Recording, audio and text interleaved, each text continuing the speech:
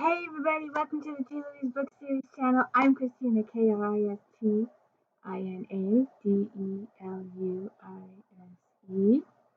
and today we are talking about Disc 2 of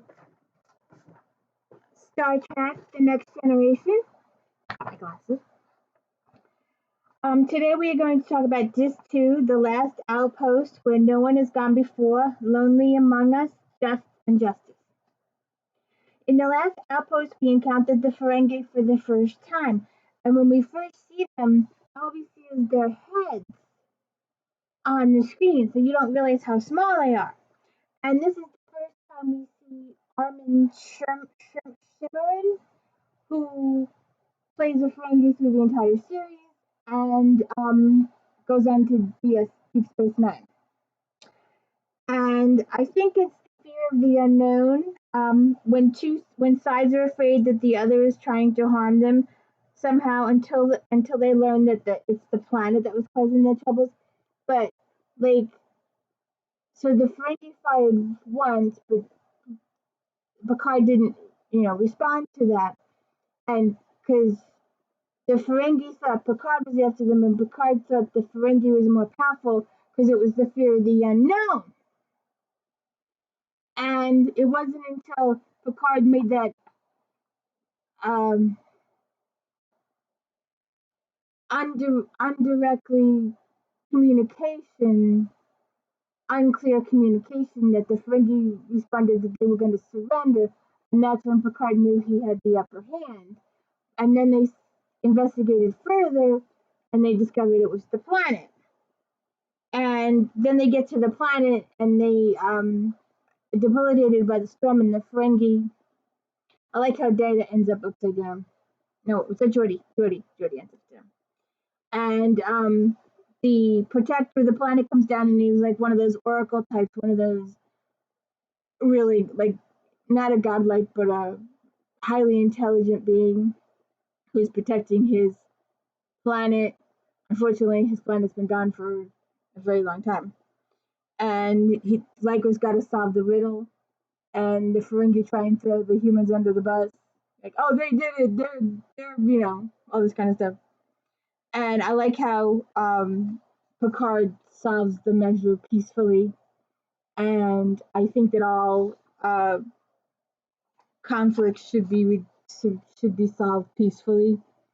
There are so many wars in this country over misunderstandings or without trying to come to some sort of agreement. I don't know why people destroy places. You're gonna have to rebuild. If you're gonna take over someplace, why destroy it first? It doesn't make sense. Those people did nothing to you.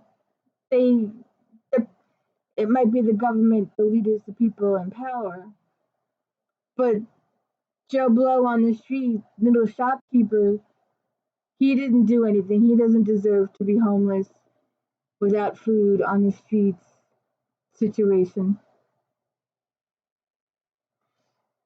Okay, so where no man has gone before. Will Wheaton has a very large role in this episode. And again, he's not in uniform yet. Now, he was promoted to ensign. So what happened? Why is he not in uniform? I'm pretty sure we'll figure it out later, but right now, he's not in uniform. And this is the first time that we learn, hear, meet the travelers. All right, 35 years later, Picard season 2 is like a 5-minute piece. Just watch the 5-minute piece. Because we know season 3 obliterated season 1 and 2. They just didn't count. We just went straight to 3. But that 5-minute piece in season 2 is important. And Will Wheaton hosts the radio one too. That's good too.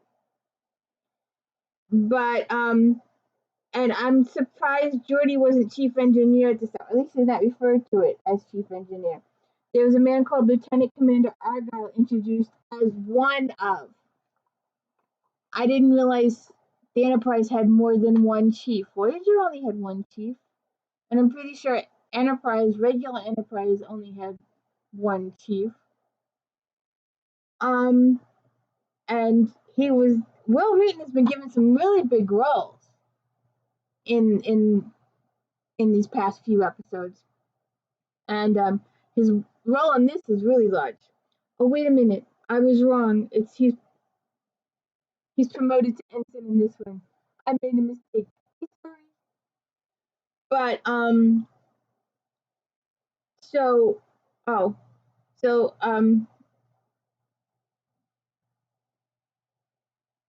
so because I'm wrong here that he wasn't promoted in the last, he was promoted in this episode, and we'll get to that in a minute. Why is he in engineering to begin with? If he's a civilian, what is Will Wheaton doing in engineering? So I was wrong. So it's not till the end of this episode that he's promoted. So what is he doing as a civilian in engineering? And we also have a small piece of Tasha Yar's backstory in this. And this little piece is a foreshadowing of something that will happen down the line. Way down the line. And it's a larger role.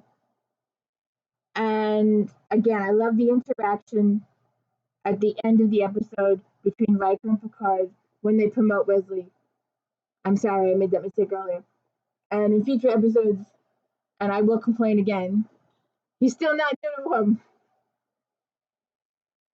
And I was thinking they could have used the Traveler to get them home in Voyager, but that wouldn't have been a plot line, would it? Okay, Lonely Among Us. Two sets of aliens arrive on the Enterprise to go to a peace negotiation. When the lizard-type alien comes on board, he says they have to be upwind from the other aliens from their planet. I'm wondering if there's wind on the Enterprise. I mean, I guess they can be direct ventilation. But I was like, what a weird thing to say on an enclosed ship. Keep the wind down.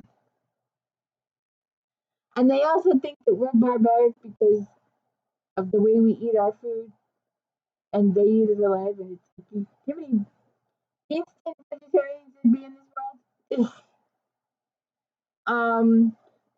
Data's I love Data's line about a mystery being a mystery until it is investigated.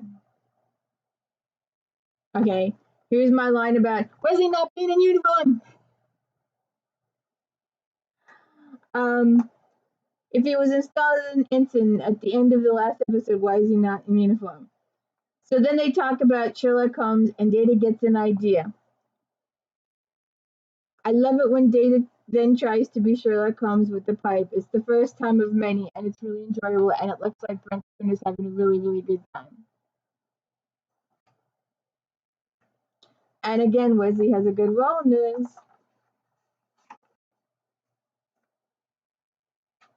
And our last episode, Justice. Again, Wesley has a huge role. And again, he's not in uniform.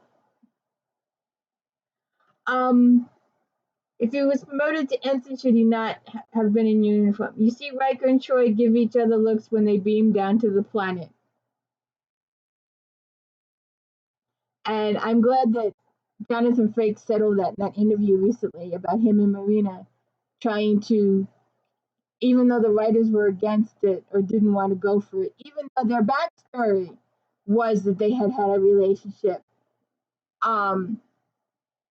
that Marina and Troy decided to go, even though they were tossed at other people randomly throughout the years it ran, but they always played their little interest together. You know, those little looks, those little sentences, whatever.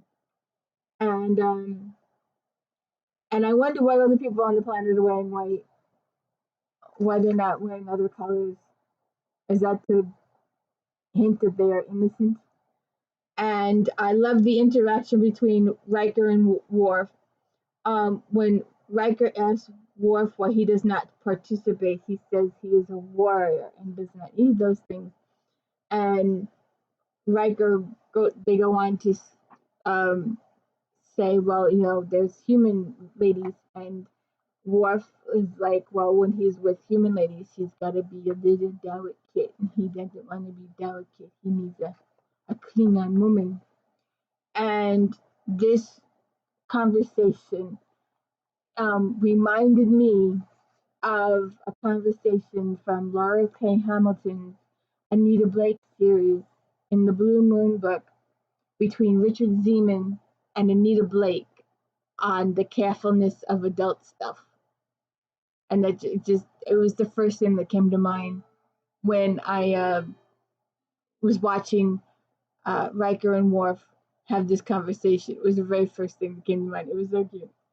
And I feel bad for Wesley in this episode. How can he be blamed for something if he didn't know about it? They beamed down to the planet and the people told them blah, blah, blah, blah, blah, but they never actually told them what their laws were. Maybe they should have specifically said, what are your laws? Do you have a specific law? What are your punishments for this law? And again, they used the prom directive, that Picard, the people say, all right, well, you're powerful than us, take the boy. And because, like, well, the prom directive won't allow me just to take him. And they will, in all Star Trek episodes and in the Voyager episodes, it's always the prime directive. It's always a big, huge plot line pusher. And I feel bad for Dr. Crusher during this, her poor son. But it didn't. I was a little I mean, I'm glad it worked out the way it worked out, but I had thought I remembered a little more Shakespearean, I guess. I don't know what to call it. Interaction, Picard saying something profoundly or something like that. And he doesn't. But I think in future episodes he might. I think it works that way. This is a little too all right, you can go situation. And you wonder what happens with the planet in the future, how their peoples, I wonder how they all earn a living, or how they're, I guess the mystical godlike thing provides everything they need so they don't have anything to do during the day, I guess. I don't know. It was just a weird kind of situation. But I feel like felt bad for, uh, I mean, if you don't know that this law exists, how can, if you break it, how can you know you broke it if you didn't know it was a law to begin with? They should have, repaired the fence, I guess. Um, but those are the 4 episodes on this disc, and we're doing a disc at a time. And this is an older version. This is a really older version of uh, the disc, and um, these are. I hate the way these are arranged. I would have liked single pockets, but I wonder how many people broke these little plastic pieces over the. And there's another. I think Voyager does this, and a couple of series do it. They're trying to be so colorful, but you can't read the numbers. You have to like look at it like that to see the numbers because it's all. I mean, come on, can you see the numbers? That was my one big thing about some of these discs and CDs and stuff, and when they first did them. And in later editions, I think they're better, but this is an older edition, and but you can't read the disc. You have to like. But please like and subscribe the video. I know I forgot to say it at the beginning. It's really important to like and subscribe. Um, I'm not fancy. I just read books, watch the series, and talk about it. You're not going to see any pop-up videos or anything like that. It's just me. I'm not creative. I'm not computer oriented with all that. I have none of those skills. So I ask that you bear with me and listen because you enjoy these series and enjoy the books that I'm covering. Um, and I ask that you please like and subscribe to show your support. It doesn't cost you anything. It takes a half a second to click that old button. It really means a lot to me. Um, and please continue to like and to view my statistics or whatever you call them are going down, and it's getting kind of sad. I would like for you to show your support. Just give me a little encouragement, like the button. Thank you.